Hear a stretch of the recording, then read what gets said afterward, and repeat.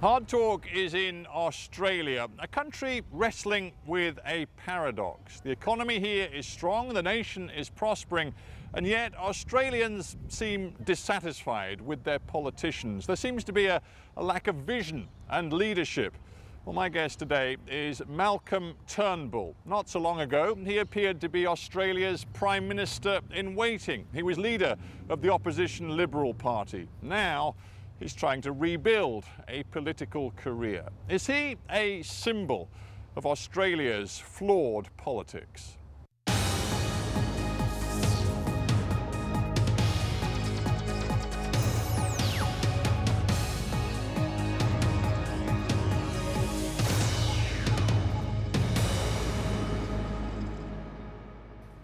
Malcolm Turnbull, welcome to Hard Talk. Good to be with you.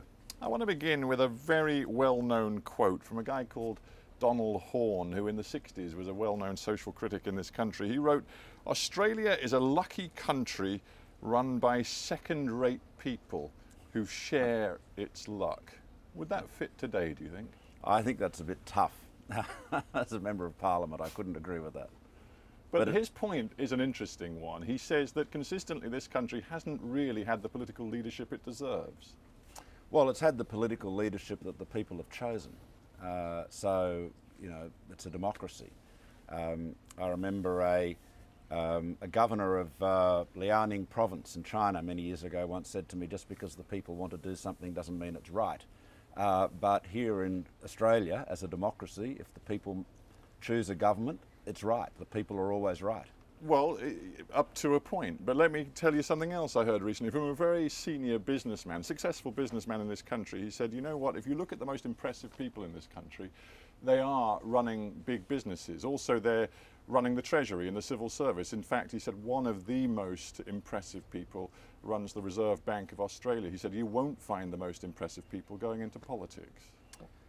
Well, look, you know, it's a different line of work. I mean, I haven't been in politics my whole life. I was in business for a long time, and the law, of course, and journalism indeed, before I went into Parliament. But the politicians come from a range of different callings.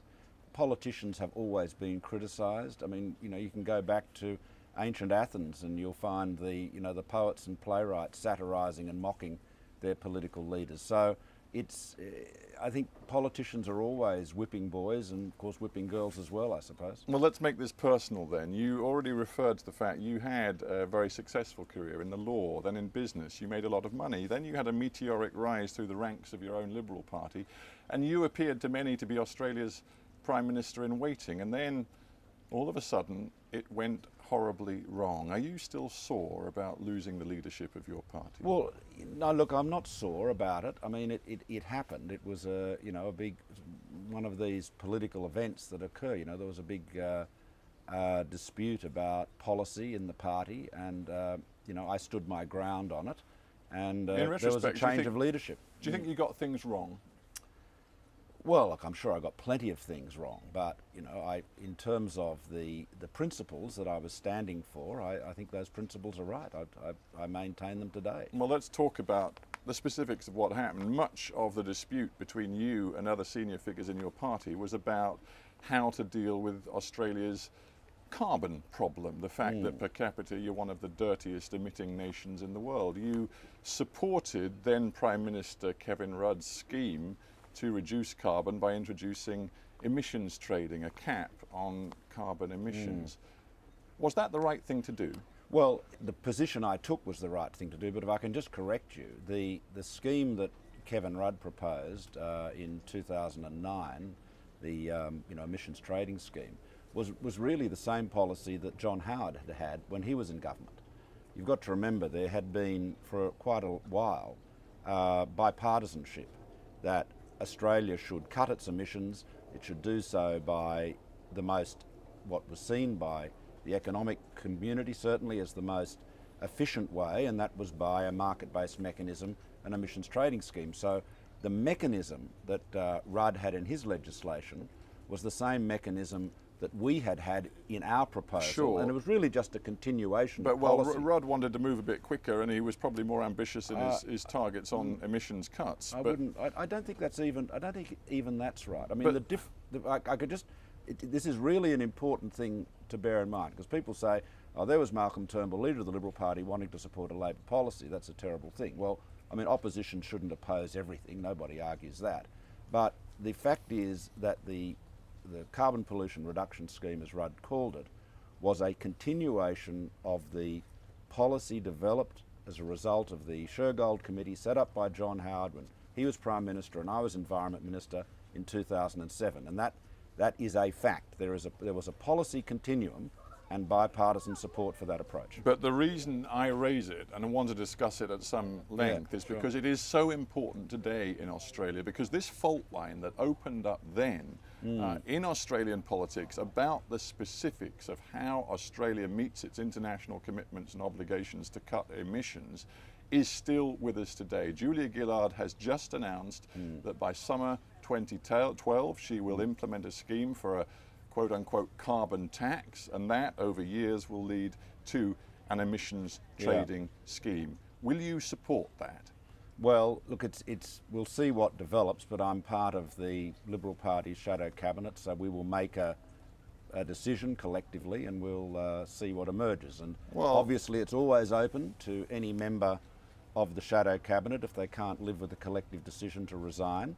And that, of course, is what Tony Abbott did to me. I mean, he resigned over this issue and challenged me for the leadership. When Kevin Rudd tried to take this issue on, he called it the greatest moral challenge of our time, and you appeared to agree with that. And when he backed away from it, and of course he eventually lost the leadership, you accused him of blatant cowardice. Now, if you continue to sit in a Tony Abbott shadow cabinet when Tony Abbott is pledged to fight this carbon measure every inch of the way, you will be accused of cowardice. Well, no one's ever accused me of cowardice, ever, and I've never. Well, that's why I'm wondering if you're about to resign. Well, look, let me just. The answer is I'm not about to resign, but let's just get this straight. There is the principle of whether you should seek to cut emissions by a market-based mechanism. You know, putting a price on carbon, a tax or an emissions trading scheme, and you know there are arguments in favour of each, which we can go into if you like. The Tony Abbott's policy, the coalition's policy, is to cut emissions by spending the government buying billions of dollars of carbon offsets. Right? That's a different approach. It's not a market-based mechanism in the sense that it's generally understood.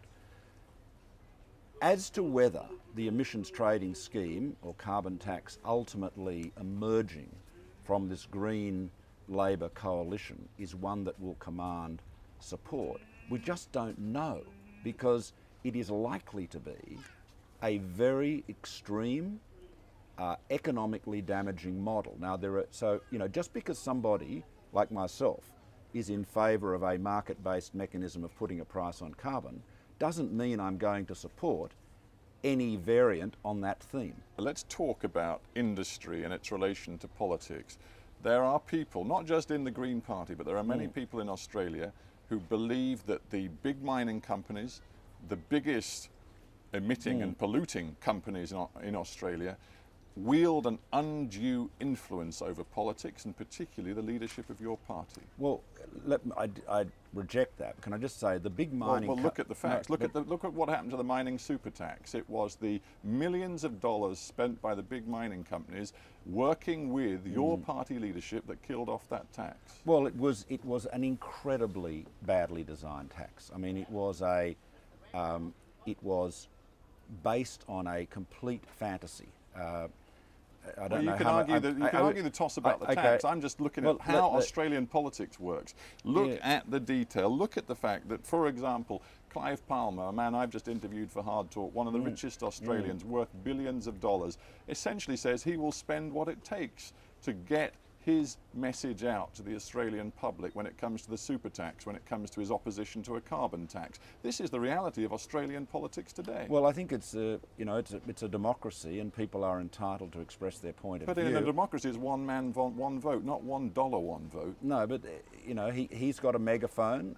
There are lots of other interests in the community. That's dangerous, isn't it? Well, you know, this is democracy, right? Everyone's got a megaphone. You keep saying this is democracy. It's a particular Australian form of democracy right now, in which you have this unusual, indeed unprecedented situation where the mining industry in particular, but associated heavy industries, smelting and steel and all of these other heavy carbon-intensive industries, are driving a political agenda, and I wonder whether you worry about it. Well, look, I am concerned always to ensure that there is a balanced debate and that all views are heard. But politicians of character, politicians of courage and conviction, can stand up to vested interests, whether they are big companies or trade unions or big lobby groups. So that is my job as a Member of Parliament, to take account of all of these opinions, not be dazzled by the dollars, and focus on the real issues. Now, but with all due respect, you are no longer the leader of your party. You wish you were, but you're not, and Tony Abbott is. And does Tony Abbott have the fibre to make that moral principled stand that you've just described? Well, I'm sure he does. I'm sure he does. Why are you so sure? Well, I've known him all my life. What we've discussed when it came to Australia's position on carbon emissions is that you were out of step with your own party, and that led, in the end, to your demise. Well, I was out of step. I was out of step with just under half of my own party room. Well, enough of your party decided that you weren't the right guy to lead the party to finish your career as leader. Sure. Well, let's look at a one-vote margin. Just remember that. Well, one vote can sometimes be enough. One vote's a landslide, as they say in politics. Let's look at another issue where it seems to me you're out of step with your own party, with the right of Australian politics. That is the vexed issue of immigration and multiculturalism. Your party, and particularly your immigration spokesman, have taken a very harsh line right now on immigration. Do you share his views? Well, you couldn't be more wrong. Our position on multiculturalism, on a multicultural Australia, is the same now as it has been for many, many years. We are absolutely committed to a non-discriminatory immigration policy. We believe in... I'm going to have to stop you. All right. Let me quote you the words of Senator Cory Bernardi, who is Mr. Abbott, your party leader's parliamentary secretary. He said just the other day, quote, "Islam is the problem. It is a totalitarian political and religious ideology." He even railed against halal food. This is the parliamentary secretary to your leader. That is not a representation of multiculturalism. Well, it's not a representation of Liberal Party policy either. Mr. Bernardi has apologised for those remarks and acknowledged they were mistaken. Well, he's apologised because there was a firestorm of criticism, because most Aussies do not share his view, and it may be the view of others in your party when it comes to Muslims in this country and the future of immigration policy. Let me just be quite clear. Australia is the most successful immigrant society in the world. In this city, about a third of the people living here, indeed in this electorate, were not born in Australia. We've integrated cultures from all over the world. We've had enormous success with it.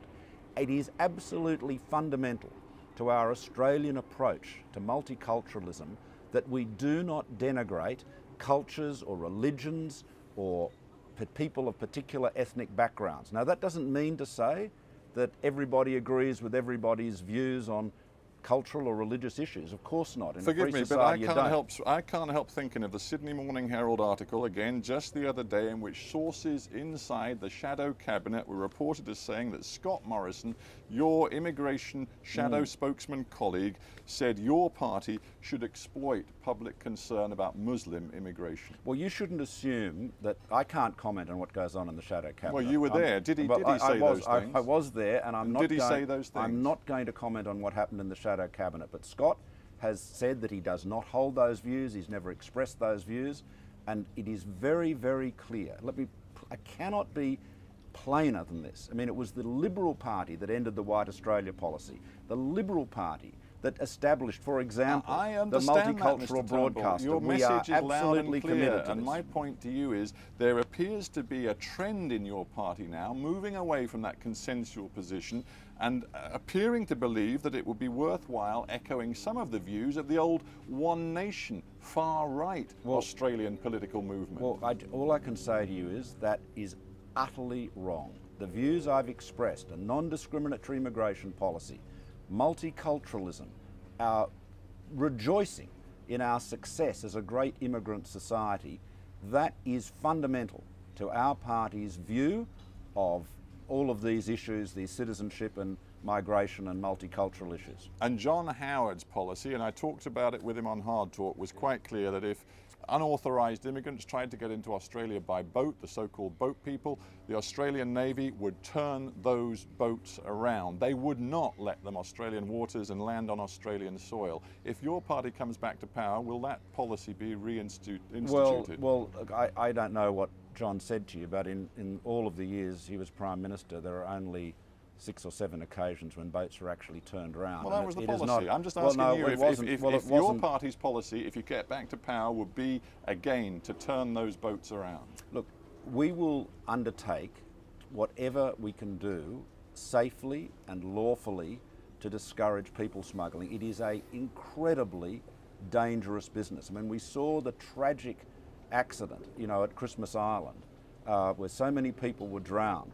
These boats are very often unseaworthy, and the truth is, we don't know how many people die in that dangerous crossing. It is something that we've got to do everything we can to stop. It's not easy. I want to change tack. But let me quote to you something I heard when I was on Talkback Radio, sort of authentic Aussie voices just the other day. Right. Somebody said the problem with Malcolm Turnbull is he says he's a liberal, but at heart, he's a Bollinger Bolshevik. Oh dear, I don't think I'm much of a Bolshevik. But well, that's well, just the Bollinger may be more accurate, because the point is, and this is serious, you are a very wealthy man, Australia's wealthiest politician. Now, in the press, allegedly. Well, the press says you're worth actually close to 200 million Aussie dollars. Is that true? I honestly haven't done a count recently. That seems. You mean there's too much to count? That would be a bit of a high side, I think. Well, the point is you're worth well over 100 million Aussie dollars. There's a phrase in Australia, they don't like politicians who are too, quote unquote, up themselves. And maybe you're seen as a guy who's too up himself. Well, maybe. You know, you can, that's comment is free. You know, if the criticism of me is that I have ambition, well, that is a fault, I'm afraid, shared by all 226 members of the Australian Parliament. Let's talk about ambition. Do you still want to be Australia's Prime Minister? Well, look, I don't think anybody in Parliament, or certainly not in the House of Representatives anyway, could honestly say they've, you know, disavowed any desire to hold high office. But I think that, you know, if you ask me frankly, do I think it is likely that events would transpire that I would become leader again or Prime Minister? I think it is very unlikely. But so I'm not focused on that. I'm focused on doing my own job.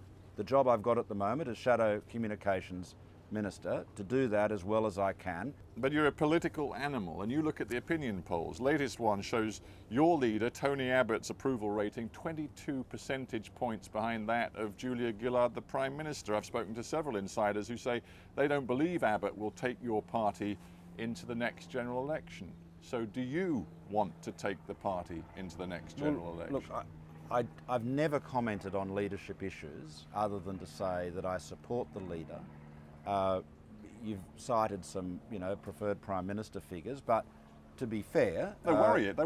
No, but to be fair, you should recognise that the party polls, that's to say the, you know, Liberal coalition versus Labor polls, are